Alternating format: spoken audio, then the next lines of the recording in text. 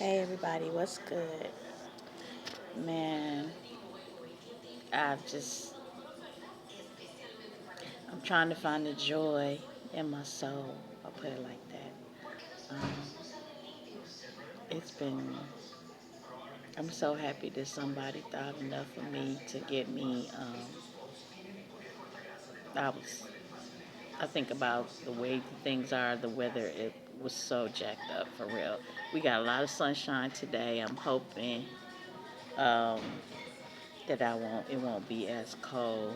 I looked at the 10-day forecast and it looks like things are going to be, back to the mild temperatures that we normally would have around this year. But, you know, it's touch and go for a minute there. I just, I'm so used to, I ain't gonna say used to, but it's like I've thrown up my hands with trying to, you know, we're freaking out about the weather and all of that now. I'm just like, because what's that gonna do, right? There's so much going on in the world right now. I'm wondering why I don't have access to the news stories, and I'm just like, what is going on, Lord? I mean, what are you trying to do? I feel like I was plucked out of my existence and dropped in another one. It's the way I feel. Like I never really thought about it like that before. I mean, I've always been saying it's a different realm or whatever, but with each passing day, I feel like I've been plucked out of my existence and placed in another. Like I'm living somebody else's life, not my own.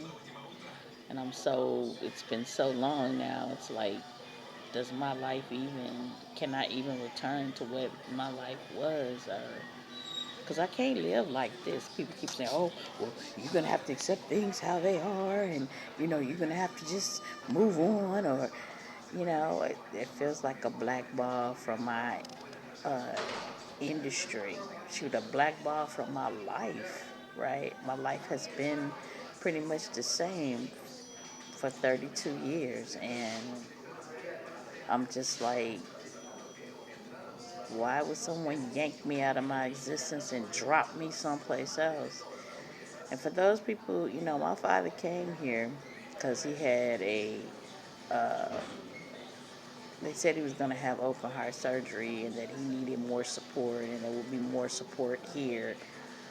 When all the while I knew it was something going on in my spirit, the Lord placed it in my spirit to just beware of the leery of the entire situation, even though the men in my family were like, oh, you're not going to be involved. This is going to be on his son. My brother, it was him to take care of. And I knew my brother was not mentally competent or stable enough, or his health was, not the best to where he would be able to address someone who, being a caregiver for someone else, because that takes a lot. And sure enough, that didn't even play out very well, and so that pretty much kind of like ran its course or fell apart. I just didn't understand because he got married, uh, and his wife was younger than me, and he had children that are like half my age that were entering college that have now graduated, and gone on to have successful lives. So it was like they designated me, I guess, to be his caregiver since I was single and didn't have any children. Yeah, I don't never do this to nobody. You know what I'm saying? You ain't been around me he hadn't been around me in 32 years since I left home. When I left home, I left home. I didn't return, after the age of 19. So, you know, to try to force, who comes to somebody's, let's just take the fact that he's the person that raised me out of this whole scenario. If you haven't been around somebody for 32 years, how is it that you can come back into their life and think they're supposed to drop everything and make yours the priority? Honoring your parents, that's one thing. But to and then to not be satisfied with whatever it was that God blessed you with, as far as being able to change your situation. So, and this is not to speak ill of the dead, because what I understand, he passed November of 2024. I wasn't even contacted by the church, even though I had been going to that church and had been a member of that church since I was 17. These people knew me. My family knew me. And my grandmother had also uh, been, eulogized and had her funeral there, uh, prior to my father's passing. Like I said, it was like 5 years ago when she passed. So, and she had been going there for quite some time. So for me not to be reached in this age of information technology, you can come and find me for anything else. For some reason, these people, there've been people in my family that have come and check, call themselves checking on me or whatever. But you couldn't tell me that my father had died and that the funeral was scheduled or anything, you know. So at this point, I'm returning to the existence that I had prior to any of this stuff infiltrating my life. Like I told you, my brother, when he went to jail or was incarcerated, when he returned, he was not the same person, you know, which I'm sure that was a life changing experience, So I don't, but um, he had this circle of friends that were trying to get me to go to some church. Um, that the more he told me about it, the more it sounded, and you can't tell a grown man what to do, right? And so I was telling him, I said, you need to beware, because the Lord just placed it in my spirit just to be leery of all this, right? And he said he had a situation where they laid hands on him and he passed out in the church, and he had never had this experience before. And I know that the gifts of the Spirit and people laying hands on people, and you know, the Lord just still was like, the more he told me about it, he was just like, distance yourself from that situation. He kept trying to get me to date this guy. It seemed like everybody drove some type of black car, Camaro or whatever. Y'all, God has given me the clues, the things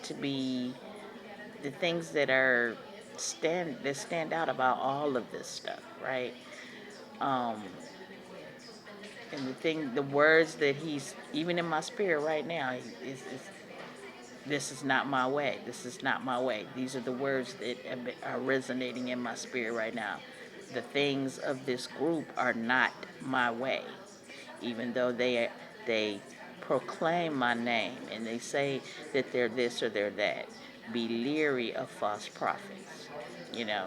So I don't know what's going on with that, and I'm not here to judge anyone else's religion. I just feel like, imagine just being the person that I am and being infiltrated by all of this. You were going to work, coming home, doing whatever it is you need to do, and then all of a sudden you have family members that introduce these people in these situations into your life that changes the course of your life. I tried to stave it off as much as I could. People were like, well, why can't your brother live with you when he get out of jail? And why? It seemed like everybody was trying to force the situation. Almighty God I was going with what God told me to do, which was not to introduce this into my life, that it could be indeed detrimental, and everybody did not like it. So, y'all hear this in the background. Satan is busy. But I have indeed checked out of where I am, so we are returning to the streets.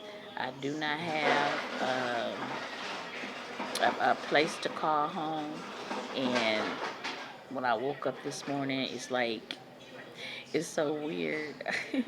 I was sleeping in the bed, and I haven't slept in bed in so long. My body it takes some time for it to adjust to even sleeping in a bed, right? And so I woke up and I'm like, man, The first thought was my life. I want my life back. I don't know what this is, you know what I'm saying? But yeah, I wasn't, I didn't have a bad existence, you know, prior to the whole monetary collapse with the job loss and then COVID. These are not excuses, you guys. I really thought something was going to happen with me pursuing this rabbit hole. Uh, as far I'm like, is someone watching me that's going to offer me a job or something like that, that's trying to test my limitations and things like that, or wherewithal? Nothing has come of this, right? If this was some type of love connection they were trying to make, and, because there's all kind of things that happen on the internet, and you know type of things that people do that you're not privy to, and they kind of introduce you into, and I've learned that now, and so I'm just like, my existence was a simple one, and now it's just like it's gone awry. I mean, I have lost everything that I own for the most part, and the things that I do have are necessities. Food, as far as food, and I don't have shelter, and I believe it or not, I have limited clothing. So when people see these bags that I have that you see, I keep trying to put in storage. I have to open an account, is what they keep saying, but you can't open an account with an existing balance on any other account for bank accounts. And that is what the situation is with that, you guys. And the balances, you saw the balances on the account. I don't even know how I'm going to raise that kind of money. I don't even know where I'm going to put my things while working to get these balances paid off or whatever. Um, but you can't open another account if you have an existing balance on another account.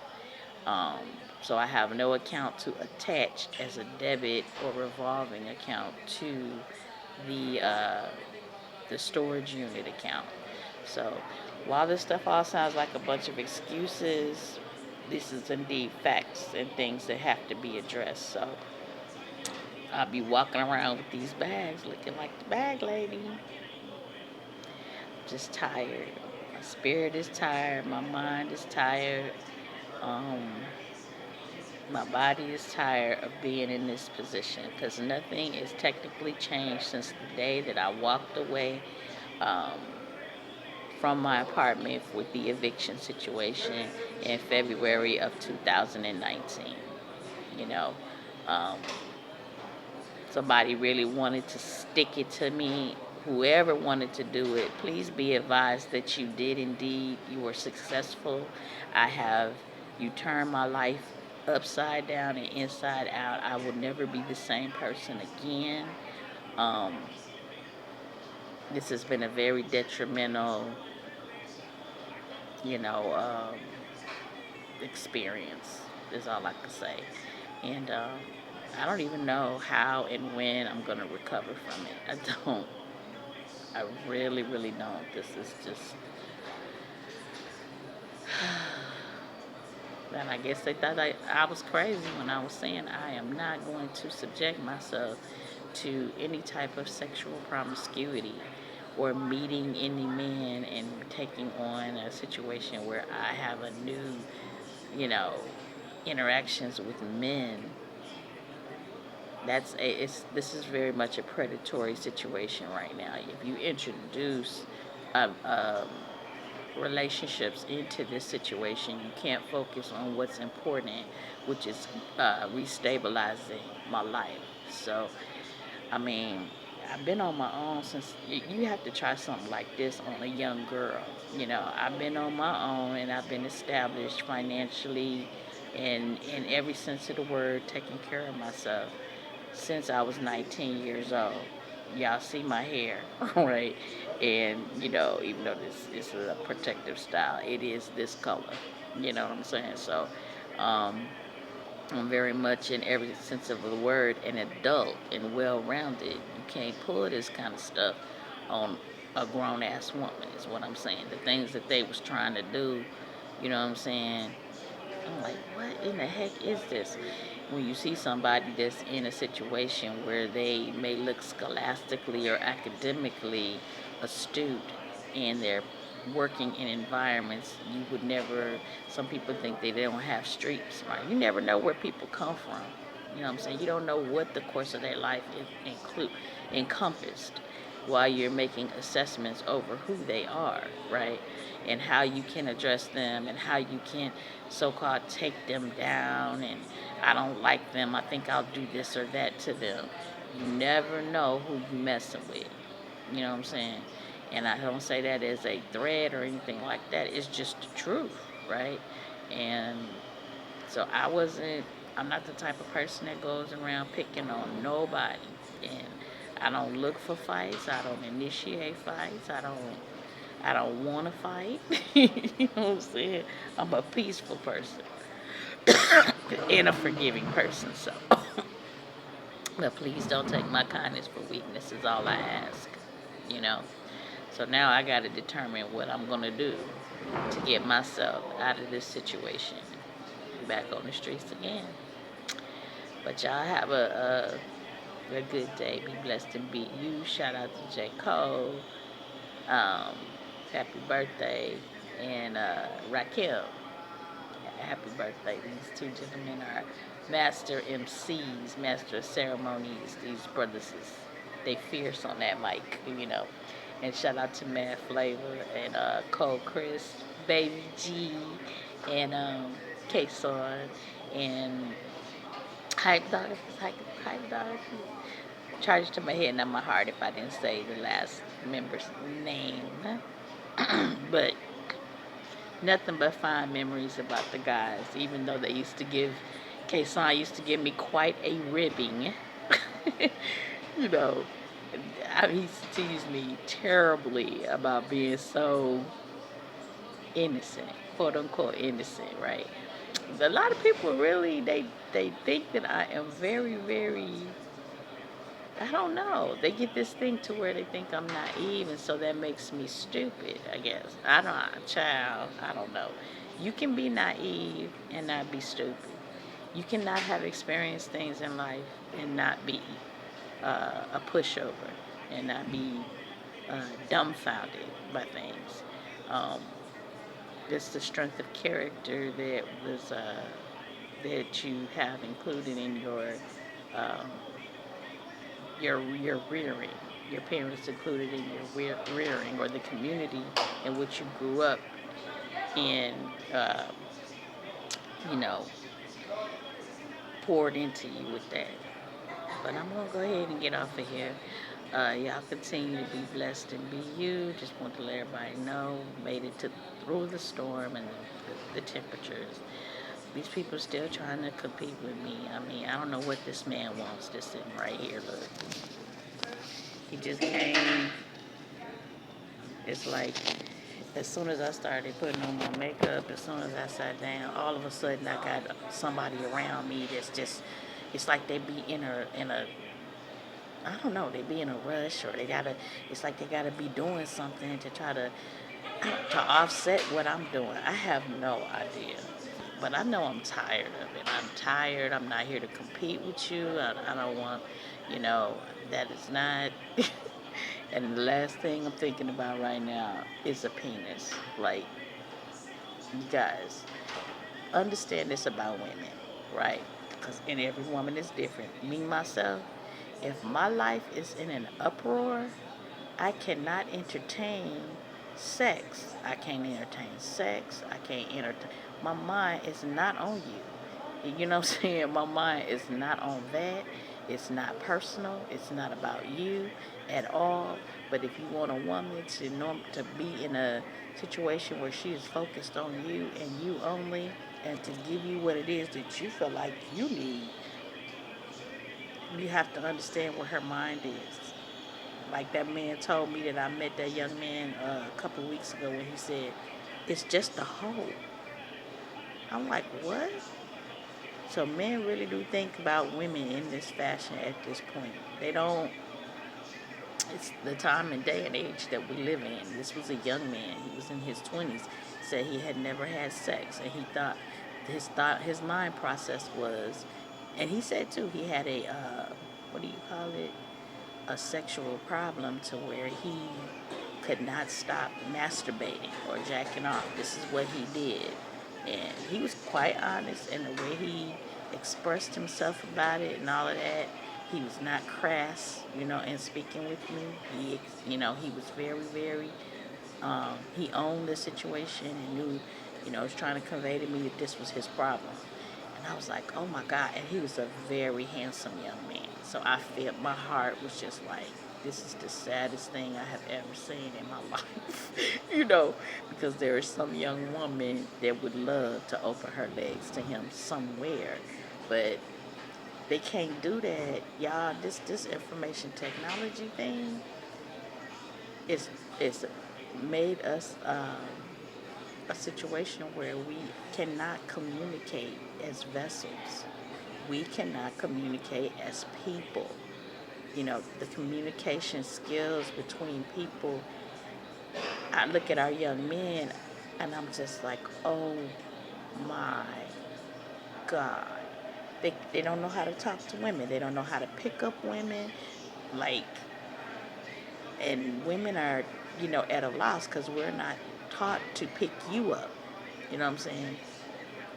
Yeah, you might get the woman that approach you, but you don't want her to be too forward because then you put her in a situation because of the way that you're reared to where you want her to submit to you, but she had to be forward enough to come and talk to you initially, and then you want her to turn around and act like she doesn't know how to navigate life.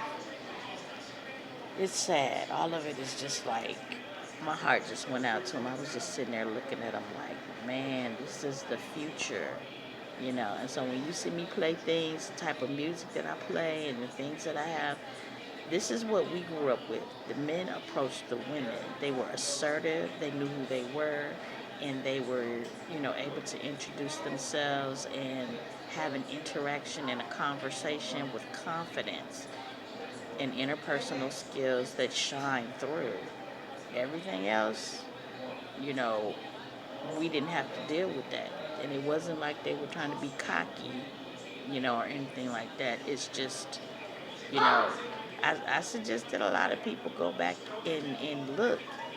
Men don't know the conversations or the initial exchanges are lacking. One gentleman that I saw on my news feed, he was like, if you see me, you know, and you're interested, say something to me. And I'm like, what? And he was like, I don't know if I have a booger in my nose or what. This is what he was saying. Like, you're looking at me, and they're not connecting. They don't know why.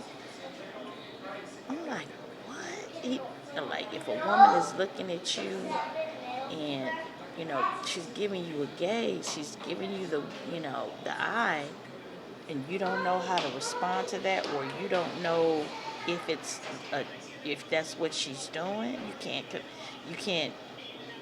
you have no way of knowing that the woman is attracted to you. Y'all, this is the type of problems we're dealing with, right? And so I'm playing this stuff, and it sounds like, oh, why is she playing this music? Like, it's crass. Like, this is what's required at this point. Sit down with your kids and see if they know how to approach a woman, if they know how to talk to them, if they know how to have conversations, just basic exchanges. It's bad right now, you guys. They don't know they really don't know. And this is not special needs children. These are people overall in general. Social media has made it to where these people don't know how to communicate with one another. They don't know how to have, to initiate conversations, and once attraction has been established, and some can't even identify when there is someone attracted to them. You know, I mean, it's weird, y'all. I'm telling you, I ain't never seen nothing like it. So again, this brought me to a thought process regarding Morris Day and the time. Morris never had a problem talking to women, and his approach, Prince never had a problem talking to women. You see what I'm saying? And these are not people that were cookie cutter gentlemen. These were guys that were able to assert themselves even with their eccentric personalities. So y'all, you know, in the seventh and eighth grade is when these movies came out and I first saw them. The music came out and I first heard it. The gentlemen at that time, the young guys, they used to talk to us. They used to come up and be like, "Hey, how you doing? My name is," or "Hello, what's good?" You know what I'm saying? Like, and the only people, I mean, and I've always been attracted to a man like that. So if you, most of the men that you see me interact with, or the artists that I like and things like that, they possess these type of personalities. So again, shout out to J. Cole, shout out to Rakim, shout out to who else did I post? Oh, Chris Cole. They used to call him Cole Christopher. You know, and he was, you know, I got a lot of. Um, his he is of a Puerto Rican descent, Puerto Rican and Jamaican, I believe. These gentlemen, the Mad Flavor was the name of the group, but their backgrounds, their multicultural backgrounds, was part of the reason. I think they said that was the reason, part of the reason they selected the name that they did. I believe Baby G was Korean and Mexican.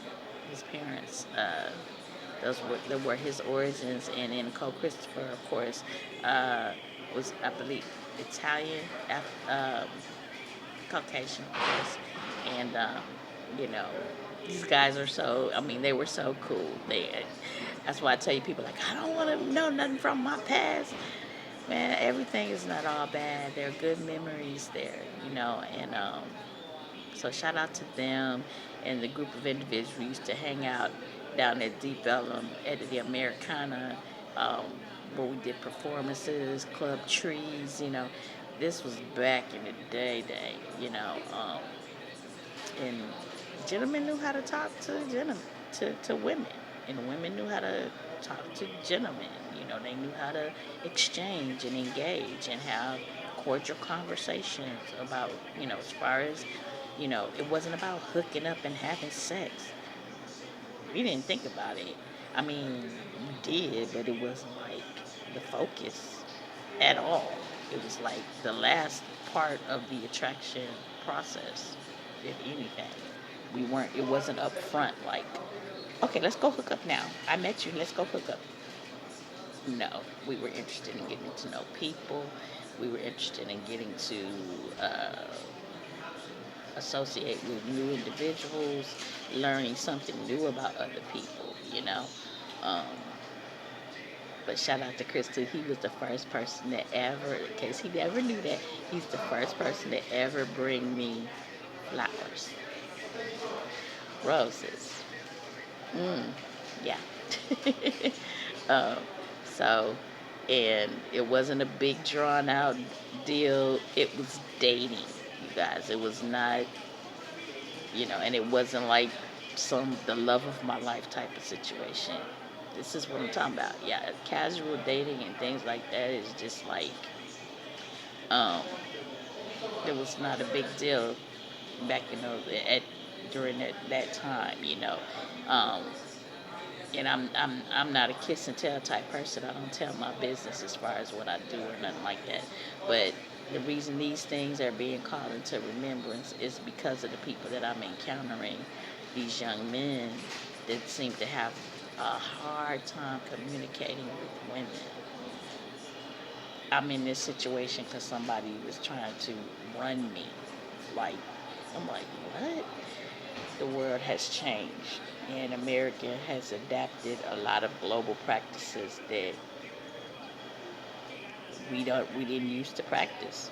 Um, But y'all continue to be blessed and be you, and just look at the world around you and try to be good to those around you, because the human touch is needed now. The human experience is needed now. Y'all have a good day.